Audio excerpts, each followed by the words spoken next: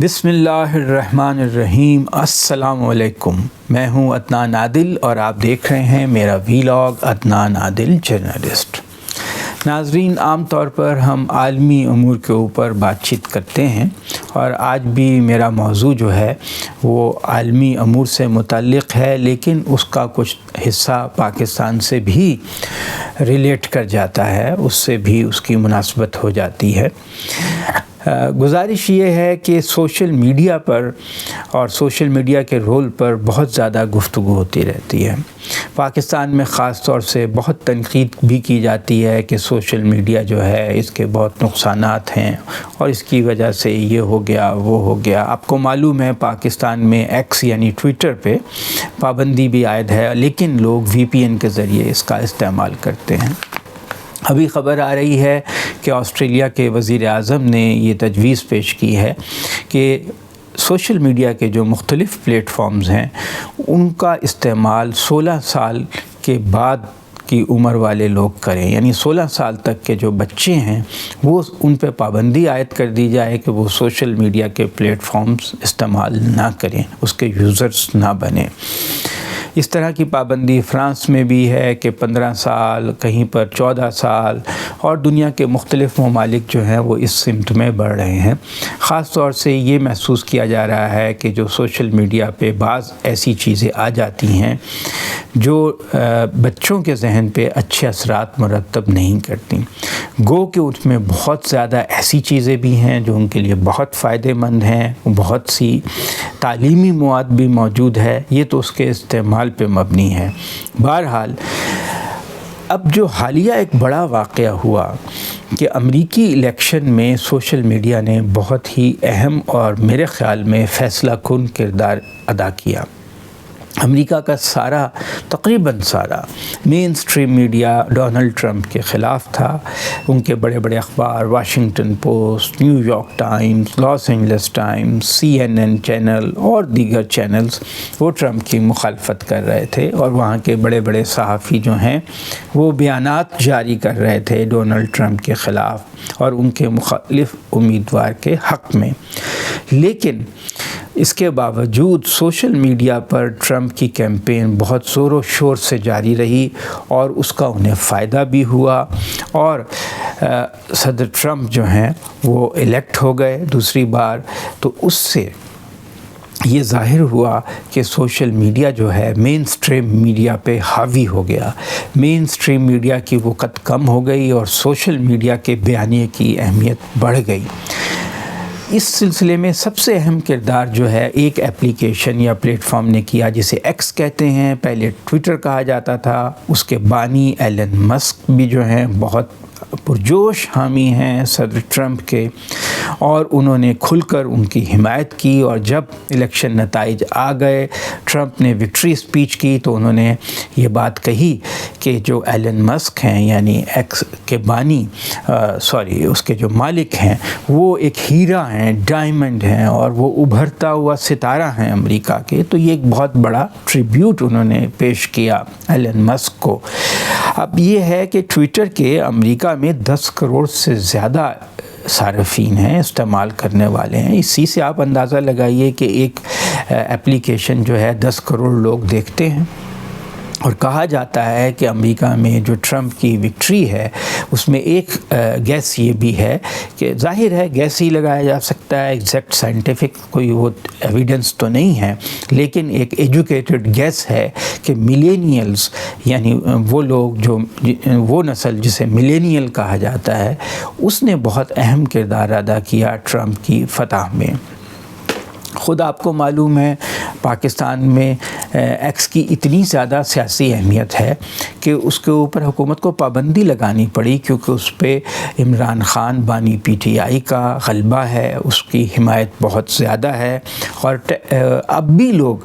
اسی کو دیکھتے ہیں VPN لگا کے۔ ہمارے وزیر اعظم شہباز شریف اور وزراء بھی اس کے اوپر پیغامات نشر کرتے ہیں۔ ظاہر ہے کہ اس پہ پابندی ہے تو وہ بھی VPN کے ذریعے ہی اپنے پیغامات اس کے اوپر پوسٹ کرتے ہیں یا نشر کرتے ہیں۔ حالانکہ جو ایکس ہے وہ پاکستان میں کوئی بڑا پلیٹ فارم نہیں ہے، 35 لاکھ اس کے صارفین ہیں، لیکن اس کی اہمیت بہت زیادہ ہے کیونکہ اس میں سیاسی اور سنجیدہ کنٹینٹ زیادہ ہوتا ہے۔ آپ یہ دیکھیے کہ 2021 میں جب ایکس ٹویٹر تھا تو ٹرمپ کے اوپر پابندی لگا دی گئی تھی اس کے استعمال کرنے پہ، اور ٹرمپ نے پھر اپنا سوشل میڈیا پلیٹ فارم ایک لانچ کیا تھا جس کا نام تھا ٹروتھ سوشل، اور اس کے بھی 50 لاکھ صارفین تھے۔ بعد میں 2022 میں ایلن مسک نے یہ پلیٹ فارم خرید لیا ٹویٹر کا، اور اس پہ پھر ٹرمپ دوبارہ ایکٹیو اور سرگرم ہو گئے اور ان کا اکاؤنٹ بحال ہو گیا۔ تو ٹرمپ کے اعلان ہوتے ہی کہ وہ جیت گئے ہیں الیکشن، آپ یہ دیکھیے کہ جو ان کے ٹروتھ سوشل کی پری مارکیٹ ٹریڈنگ تھی وہ ایک دم 35% بڑھ گئی۔ اس سے آپ اندازہ لگائیے کہ سوشل میڈیا پلیٹ فارمز کتنے اہم ہیں، لوگ اسے کتنی اہمیت دیتے ہیں، رائے عامہ بنانے میں بھی، اس کے استعمال میں بھی، اور بزنس پوائنٹ آف ویو سے بھی۔ اور ان کی جو مجموعی مالیت ہے وہ $9 ارب تک پہنچ گئی۔ اور دوسری طرف جو ایلن مسک ہیں ان کے دولت میں $26.5 ارب کا ایک دن میں اضافہ ہو گیا۔ تو آپ اس سے ٹرمپ کی مقبولیت کا بھی اندازہ لگائیں اور سوشل میڈیا پلیٹ فارمز کی مقبولیت کا بھی اندازہ لگائیں۔ دلچسپ بات یہ ہے کہ امریکہ میں ٹک ٹاک کی مخالفت ہے سرکاری سطح پہ، یہ چین کی اپلیکیشن ہے، وہ کہتے ہیں یہ ڈیٹا جو ہے وہ حاصل کرتی ہے، اور یہ اس پہ مختلف الزامات ہیں، پابندی کی باتیں بھی کی جاتی ہیں۔ اس کے باوجود ٹرمپ کے مخالفین نے ان کے خلاف ٹک ٹاک کا استعمال کیا اور ان کی پرانی ویڈیوز نکال کے ایسی ویڈیوز چڑھا دیں جس میں وہ کسی خاتون سے کچھ نامناسب گفتگو کر رہے ہیں، لیکن اس کا اثر نہیں ہوا۔ لوگوں نے ان کی ذاتی زندگی کو اگنور کر کے ان کے سیاسی پوائنٹ آف ویو کے مد نظر رکھتے ہوئے ووٹ ڈالا۔ ایسی ہی صورتحال آپ کو پاکستان میں بھی نظر آتی ہے کہ عمران خان کے خلاف کردار کشی کی ایک بہت بڑی مہم عرصے سے چل رہی ہے، ابھی بھی چل رہی ہے، مین اسٹریم میڈیا پہ بھی چل رہی ہے، لیکن اس کے باوجود ان کی مقبولیت کم ہونے کی بجائے بڑھتی جا رہی ہے۔ جب سیاسی معاملات آتے ہیں تو لوگ ذاتی زندگی کی بعض باتوں کو اگنور کر دیتے ہیں، اپنے ٹھوس سیاسی مفادات کو زیادہ اہمیت دیتے ہیں۔ اس سے ہمیں اندازہ ہوتا ہے کہ کس طرح سوشل میڈیا نے جو روایتی میڈیا تھا، نیوز چینلز ٹیلی ویژن کے اور ریڈیو اور اخبارات اور میگزین، اس کو کیسے غیر مؤثر بنا دیا ہے۔ پاکستان میں آپ یہ دیکھیے کہ جو فیس بک ہے وہ 6 کروڑ سے زیادہ لوگ استعمال کرتے ہیں، یعنی پاکستان کی 1/4 آبادی جو ہے وہ فیس بک استعمال کرتی ہے، اور یوٹیوب اس سے بھی زیادہ 6 کروڑ 60 لاکھ، واٹس ایپ 5.5 کروڑ لوگ استعمال کرتے ہیں، انسٹاگرام تقریباً 1.5 کروڑ لوگ، ٹک ٹاک 2.5 کروڑ لوگ، ایکس ٹویٹر سب سے کم ہے 35 لاکھ، لیکن اس کی اہمیت اس لیے زیادہ ہے کہ اس میں سیاسی مواد زیادہ ہوتا ہے۔ باقی جو اپلیکیشنز ہیں ان میں انٹرٹینمنٹ کا کنٹینٹ بھی ان میں تنوع ہے، انٹرٹینمنٹ ہے، مگر اس کے بہت سے پہلو ہیں سوشل میڈیا کے، اس کے بہت سے فوائد ہیں۔ لوگوں کو ڈیموکریٹائز کر دیا ہے اس نے میڈیا کو، مختلف گروہوں کی لوگوں کی اجارہ داری ختم کر دی ہے۔ اب ہر آدمی، دور دراز علاقے میں بیٹھا ہوا آدمی بھی اپنی بات جو ہے نیشنل لیول پر پہنچا سکتا ہے اور سیاسی عمل میں شریک ہو سکتا ہے۔ اس کے نقصانات بھی ہیں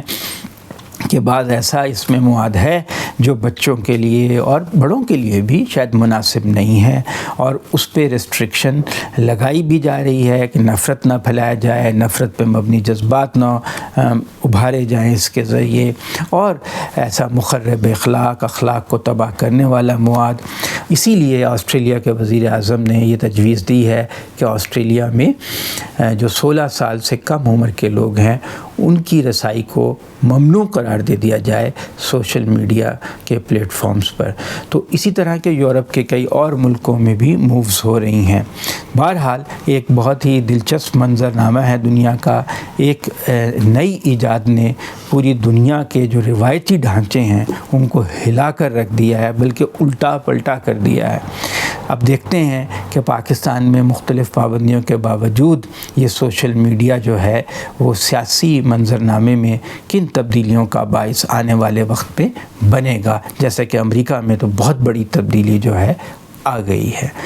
تو آج کے لیے اتنا ہی، بہت شکریہ۔